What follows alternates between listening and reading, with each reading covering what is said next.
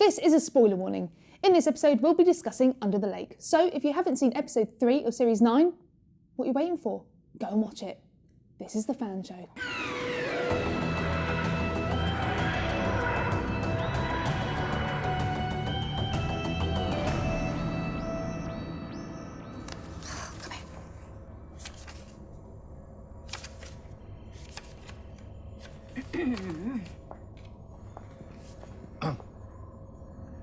I'm Christel Dee, he's Luke Spillane, and welcome to The Fan Show.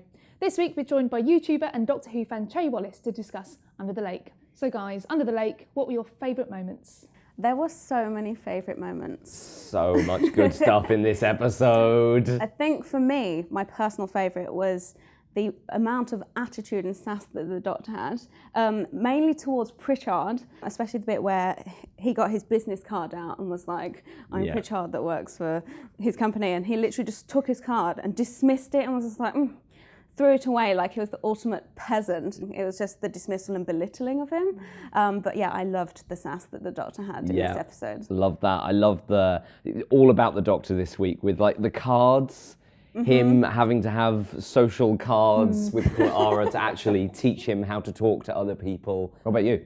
I loved just all of the Doctor really, because I think it was so nice to see him so excited and get excited about something he's not seen before.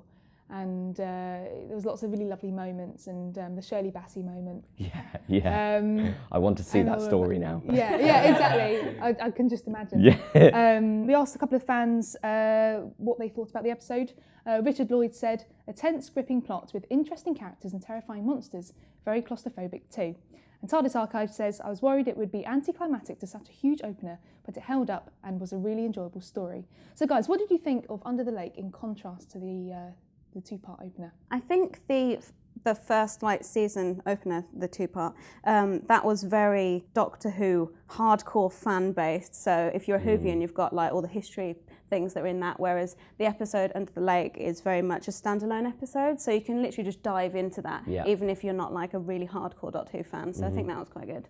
I think that was the beauty of it, the fact that it was a proper Doctor Who story. And yet I somehow find myself questioning that, because the first story was Daleks and the Master, but it was kind of very fan-serving, but very much a big romp, a spectacular Doctor Who story. This was a proper Doctor Who adventure. It was stuff happening, and the Doctor and the companion just being thrown into that and help them out, deal with it. And I love that. It wasn't about the Doctor and Clara, like the first one was. The Doctor was dying, Clara was looking for him, the Master, the confession dial, everything that was going on. Whereas this one is all about what's happening in that base. How do you think it being a two-parter benefits the story? I thought it was really well paced in that a lot of the Base Under Siege stories we've seen in the recent times, where it's been one-parter, everything has to move so quickly. You've very quickly got to get the Doctor and companion in there. You've very got to quickly establish what's wrong. And every scene has to be about something happening. Whereas I thought one of the great scenes in this is when the Doctor and Clara first see the ghosts in that corridor, nothing actually happens. They just go, oh, they're ghosts. But there's nothing pivotal that happens in that moment. They see the ghosts and then they leave and they go off and find the spaceship. But having a two-parter, you can have beautiful moments where you can discover stuff very slowly. And the story was very slow, but I really enjoyed that. I think that was a positive side to having a story stretched out across two parts. I think the great thing about two-parters is it lets the story have time to develop, and you can have those moments, which Luke said. So yeah, you don't have to rush it. You've got that extra time to sort of soak it all in. Yeah. I think it's also ideal for an episode where there's a mystery, to unfold, and we sort of discover stuff very slowly as the Doctor and Clara discover stuff, and you start thinking, oh, there's another, and you start linking stuff together, and it really gives time for that to sort of develop, which is really nice. Yeah. So this episode introduces a deaf character called Cass, played by Sophie Stone. Her character seemed to go down quite well online. Thomas Barker said, the inclusion of Sophie Stone as Cass was wonderful. I loved her. What do you think this brings to the story? Yeah, I think Cass is great. I think having a captain like that in a story like this is very different for Doctor Who, but it's great. It should embrace more things like that and be more diverse. Doctor Who has a great ability to throw forward to the future and do things like this and actually shape out how this could look in the future. And it is really nice that we're introduced to this captain and the Doctor's very much, oh, this is the captain, she's a deaf captain, but then very much later on we see that this isn't a thing. There's no thing to be made of this, but her strengths in helping the Doctor out later on in the episode is beautiful. It's a really great idea, I think. I think she's brilliant. Yeah, she's great. I love her, and she's so clever. She is. He says that she's the smartest one in the room when he's not in it. Turns out she was. Yeah. Turns out she was. Yeah. So yeah, no, I'd definitely like to see more of her. And the relationship between her and Lund, which is really beautiful, I thought. And that moment where we think Lund's gone, and that terrifying moment where we think, oh, this is him, he's gone, he's the next ghost. And like the way Cass reacts to that, I thought it's a completely new relationship. Yeah. Whether it's love or whether it's just complete utter companionship, I think. So really nice. So let's talk about the Doctor. Now, I really enjoyed seeing him excited about the fact that he was seeing actual ghosts for the first time. And I think it was really adorable to sort of see him get a little bit carried away. And I thought he was really in his element. I think this is the most comfortable we've seen the Doctor. Did you guys enjoy seeing his childish side? I absolutely loved it. It was kind of like seeing the Doctor in as a child in a sweet shop, really excitable because, especially Peter Capaldi, he's not as excitable and childlike perhaps as Matt Smith, for example. Yeah, or Tennant. But I really liked seeing that side to him. I thought it was quite unusual. Really good. And he still has his, his angry eyebrow moments. Yeah.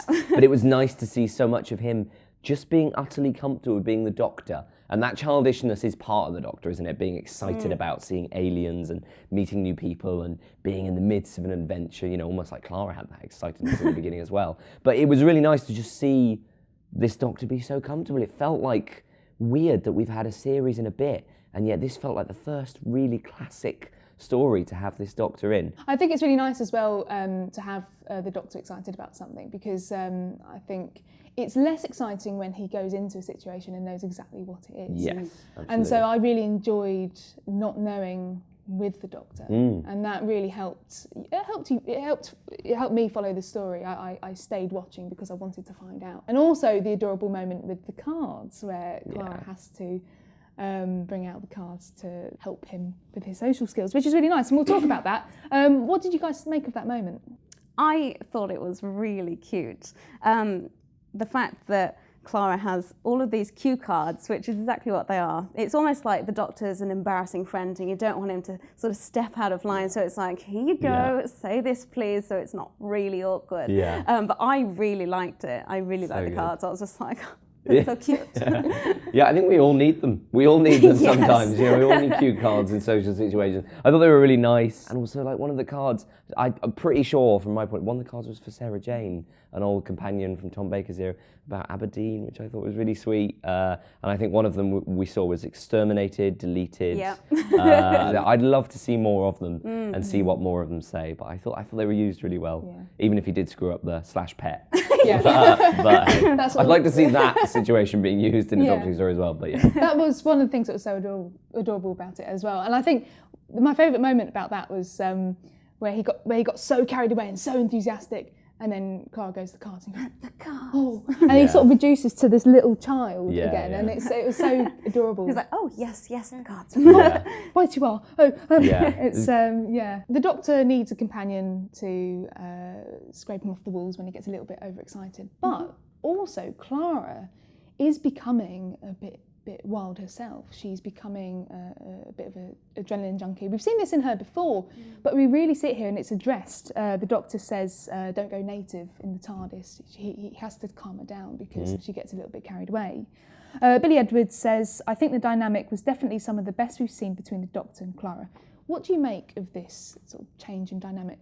I thought it was really interesting to almost see the tables turn, because normally you've got the Doctor that's got this really big thirst for adventure, but this time it seems to be led by Clara, and I think that having the Doctor almost be quite cautious and really caring about her, I think that might stem from the season opener where, she got exterminated by a Dalek. The Doctor thought that he'd lost her, so maybe that's where sort of the caution is coming from. Yeah, it is really interesting to see Clara's journey and her getting to this point now where she is, like we were talking about previously, she's becoming the Doctor, isn't she, in a certain way? And it is, where is this going? We don't quite know. And I thought that scene in the TARDIS, also must mention, it was so nice to see the TARDIS, and those roundels look amazing. But it was so nice to have that moment between them where it was actually the Doctor acknowledging that he's seeing this as well now. So we know that the Doctor's aware that Clara is becoming a bigger character like the Doctor, but this is definitely going somewhere, I think. So where is that going? So Under the Lake, when you think about it, is actually quite a horrible story. Moran is burned to death before the titles. The ghost tried to kill them with metal objects. The Doctor is turned into a ghost at the end. John Wells says, by far the scariest ghost was the Doctor at the end of the episode. Glad I wasn't going to bed early. I feel the same, really. Was it? Did you find it quite a bit too scary? Well, obviously the ghosts are really scary, but I think the thing that had me on the edge of my seat was the fact that it's really claustrophobic and you're underwater. Like, you can feel that in the episode. Yeah. I have a deep fear of water, so it's almost like when all the water was gushing, that was the thing that was the most terrifying for me. I think the same as Jerry. The ideas there, the whole underwater base is very scary, and ghosts are scary. I wasn't terrified by it in terms of, like, I didn't jump or anything. Yeah. The direction kind of felt I thought it was very well directed. It looked amazing, but there weren't any jump moments. I find there were lots of ghosts coming through walls, but I never jumped. I never was like, ugh. That image of the Doctor is absolutely petrifying. Seeing him as a ghost. That's your hero. That's the person you trust in this entire environment. He's the one you follow, and to see him gone is like, oh, what no, a cliffhanger, though. Yeah, what a cliffhanger. What happens now? It's so yes, it was scary, but I didn't jump. But scary doesn't have to be that. I don't know. So yeah. Because you're still not quite sure how to take them. Are we meant to be scared of these, or are they? Because sometimes they don't, kill any of the characters, because obviously as we find that it's only if you see the message that they come after you.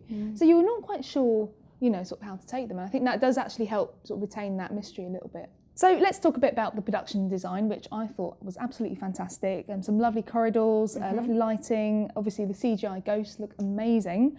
And then, of course, the ghostly Doctor at the end. What did you guys think of the production design? I loved the ghosts. There was one key thing where I was just like, those ghosts are actually fantastic, which was a scene where there was 3 of the ghosts in one room, which I think was the cafeteria section of the base, where there was a ghost on the ceiling, on the wall, right there, and I was just like, that is insane. But as it goes for like the set and the production of it, I really liked the corridors. It really gave you that feeling of how vast this base was, and a lot of claustrophobia as well. And I thought it was really, really creepy. I mean, the TARDIS didn't even want to be there. To the point it put its handbrake on. But Doctor Who is very good at corridors, and it was extremely good at them in this one. I thought it felt so like it felt like a Hollywood movie. It felt like Alien. It had like this real claustrophobic feel about it, and I totally believed it as well. Sometimes I think if you're just a fan of film and TV, you often can see kind of how they made it. But I was kind of switched off to this because it looked so believable. I really felt it. The vast little hangar with the spaceship in, and the cafeteria, even having like all this art on the wall. What does that mean? What is that? Will we find out next week? I don't know. But there was so much in it. It felt real. It felt like a place that they lived in. But it looked great, like the Faraday chamber and everything. It all just looked so believable. It felt like a mining colony at the bottom of the ocean. You did believe that these walls were holding back all that water. It felt really good. It looked amazing. It feels really big as well, and probably in reality it's probably just a couple of sets. But it does feel like these corridors just go on and on and on. And there's tons of them. A bit like Journey to the Centre of the TARDIS, which made the TARDIS huge. It's probably just a few sets. So it's same really, corridor again and again. So it's actually really creatively done, I think. Yeah, really well done. So let's talk about that cliffhanger. Oh my God. Just a standard Mac says, Clara trapped underwater and stuck in the future with a ghost Doctor. Could it get any worse? And the Hulock Lover says, I didn't see that coming. It's a freaking 2-parter. And oh my God, Doctor, you're not looking good. I'm so shocked now. Guys, what do you think's happened to the Doctor? The cliffhanger, I was literally like, because when you started seeing that shadow coming through the water, I was just like, is it a whale? Yeah. But then as it came closer, and the look on Clara's face, I was just like, oh God, could it be? And then you see his like really gaunt, creepy ghost-like face. I was like, oh my God. Yeah. But yeah, great cliffhanger. It's making me want the next episode to just be right now. Yeah, it's terrifying. So, seeing the image of your hero just, like, this means he's dead, right? It's almost another heartbreaking. cliffhanger where we're like, oh, the Doctor's dead. But what has happened? It throws up so many questions that I am so excited for next week. Not just for it to happen, like I kind of was with Magician's Apprentice, which is familiar. I just wanted to see more of it. Whereas this time, I'm really like, what has happened? What is going on? What is about to happen? Why has this happened? What? So many questions. So I'm terrified and excited. Yeah, I'm genuinely concerned. I am genuinely concerned. You sound like a worried mother. I'm concerned. worried. I'm really concerned. I want him to be okay. I need to find out what happens. But do you think the Doctor dying has been done a bit too much? It's been done quite a bit, hasn't it? I think it has been done a bit, but the way that this one's done, I think it's so cool to see the Doctor as a ghost. It's like, yes, it looks awesome. Yeah. Yeah, we've seen it quite a lot. I feel like a lot of Matt's era was just overhanging. You're going to die one day, and that was happening quite a lot. We had it with the end of David Tennant as well. But this was very contained within the story. It's not an overarching, the Doctor will die soon, ominous cloaked figure back away into smoke. It was the Doctor's died in the context of this story. How's he going to get out of this? We know we're going to find out next week, I think, I hope. I hope so. Yeah. So I feel happy about this. Only a week to wait, let's find out. Very long Too week. long. A very long week. Yeah. Well, thank you so much, Trey, for joining us. And we'll leave you with an intro to Before the Flood. So in this episode, we get to meet the evil creature that is behind the wicked goings-on that have been happening in the underwater base. It is a terrifying, wonderful, new creation that is a formidable enemy for the Doctor. The challenge of defeating this creature is immense. Clara and the Doctor are parted, and I think it's quite a scary thing for Clara, realising that actually he really is her life now and that she isn't ready to let go. If you introduce ghosts into the world of sci-fi, into the world of time travel, you've got a great conundrum. You could, in theory, time travel and make your own ghost. Will the Doctor succeed? We'll have to watch and see.